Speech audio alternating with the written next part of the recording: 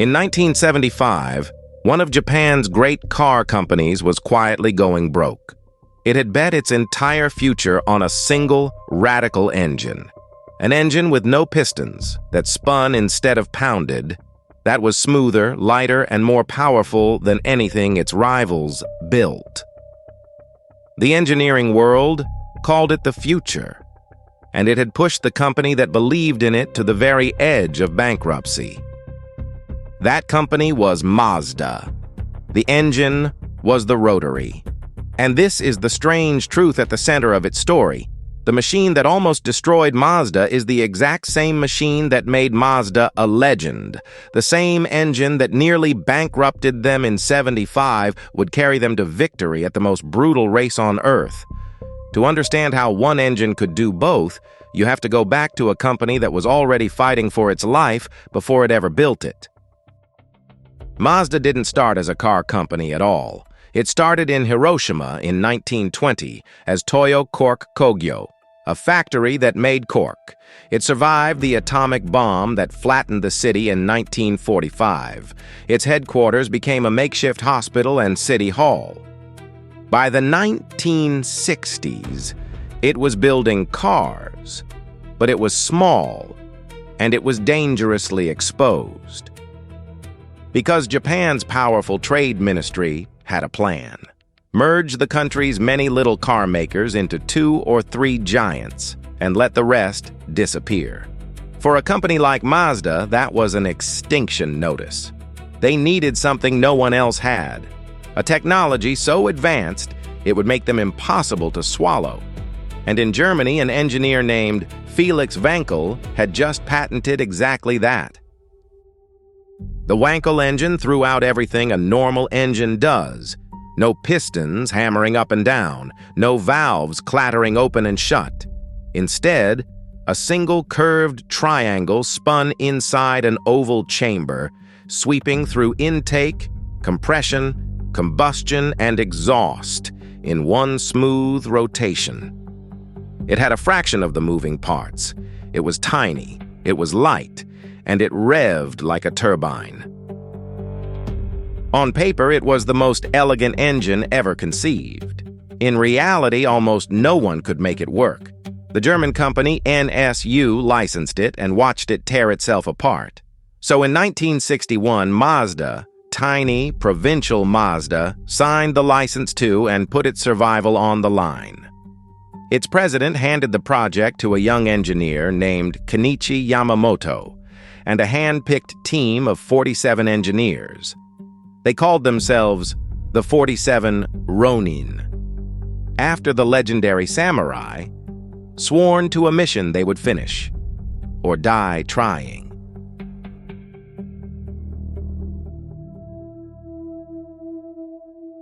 And the Rotary was trying to kill itself. When Yamamoto's team ran their first prototype and tore it back open, they found deep scratches gouged into the inside of the chamber, chatter marks clawed into solid metal by the engine's own seals, vibrating thousands of times a second. The engineers gave them a name that stuck: the Devil's Fingernails. Every Rotary on Earth had them, and no one had solved them. For years, the 47 Ronin attacked the problem. They tried dozens of materials before they engineered a new sealing tip, eventually one made of carbon and aluminum that finally ran without clawing the housing apart.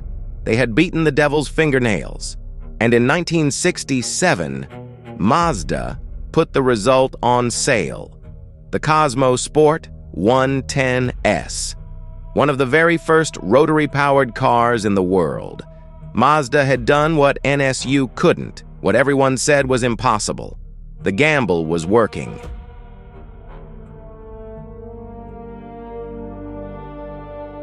What came next looked like total vindication. Mazda poured the Rotary into everything. The little RX-2, the RX-3, and aimed straight at the United States. American drivers had never felt anything like it. A compact, cheap economy car that pulled like a sports car and spun smoothly past 7,000 RPM. Mazda's sales in America exploded. The Rotary became its entire identity, its reason to exist. And the world's biggest car maker was watching. General Motors poured around $50 million into its own Rotary program and planned to build 600,000 of them a year. The Rotary wasn't a quirky experiment anymore. To the whole industry, it looked like the engine that would replace the piston entirely. And Mazda had bet first and bet biggest. Then, in October 1973, the world changed in a single week.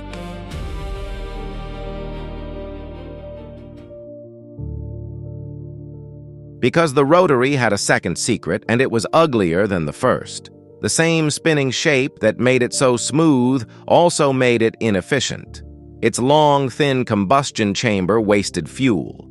And to survive, it had to burn oil on purpose, injected straight into the engine to lubricate those hard-won seals.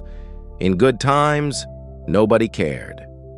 The Rotary was thirsty, and Mazda's customers were happy to pay for the magic.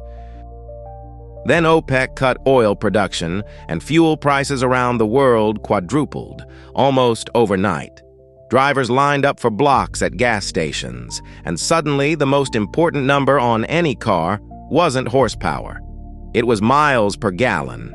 In America, the new government fuel economy ratings put it in black and white. The Rotary was a guzzler. Overnight, Mazda's single greatest advantage became the one thing nobody wanted to buy.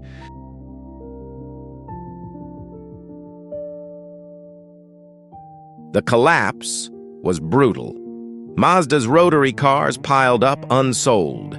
It was already the least efficient car maker in Japan. It had leaned too hard on the American market, and now that market had turned on its signature engine. In 1975, Toyo Kogyo posted a staggering loss. The company was drowning in debt and, by most accounts, on the very edge of bankruptcy. Even General Motors blinked. In September 1974, GM quietly shelved its entire Rotary program. The giant simply walked away. Mazda couldn't. The Rotary was its identity, and it had no giant to retreat to. What saved it wasn't a better engine. It was a bank. The Sumitomo Group, Mazda's longtime partners, along with its own suppliers and dealers, stepped in to keep the company alive. Office workers were sent down to the factory floor, and some sent out to sell cars door to door. And in 1979, an American giant bought in. Ford took a 24.5% stake in the company the Rotary had nearly destroyed.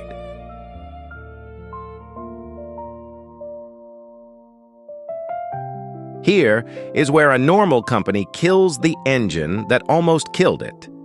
Mazda did the opposite. The team finally realized they had been asking the Rotary to be the wrong thing. It was never going to be a sensible, fuel-sipping family engine, but small, light, smooth, and screaming to 7,000 RPM, that was the perfect heart for a sports car. In 1978, Mazda stopped apologizing for the Rotary and built a car around its strengths.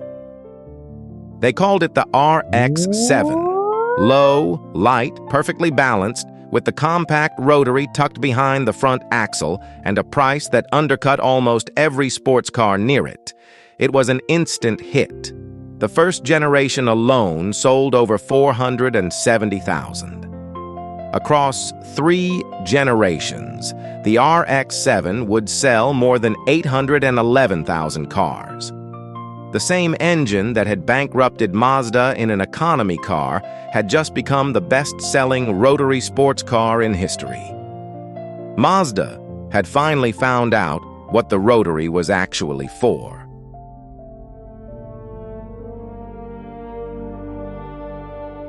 And then the Rotary got its perfect ending.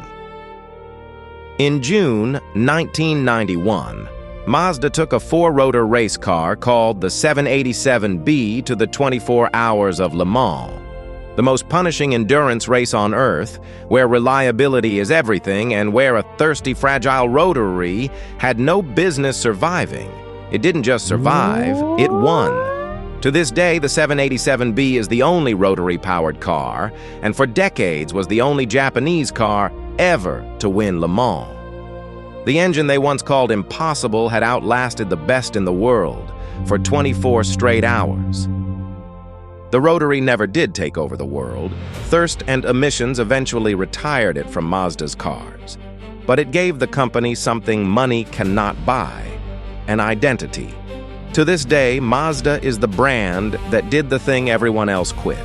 And it is still, quietly, trying to bring the Rotary back, now as a generator that extends the range of an electric car. The engine that almost erased Mazda is the only reason the name still means something. So, which was it? The engine that destroyed Mazda, or the engine that saved it? The honest answer is that it was never two engines. It was always the same beautiful, flawed, impossible machine. It nearly bankrupted the company in '75, and it carried that company to Le Mans in '91. And both of those things are true because Mazda refused to give up on it when every rule of business said they should. General Motors had more money, more engineers, and the very same engine. And they quit. Mazda was smaller, poorer, and nearly died for it. And they didn't. That is the real lesson of the Rotary. The difference between the engine that kills you and the engine that saves you isn't the engine at all. It's whether you're willing to bleed for it long enough to find out what it was really for.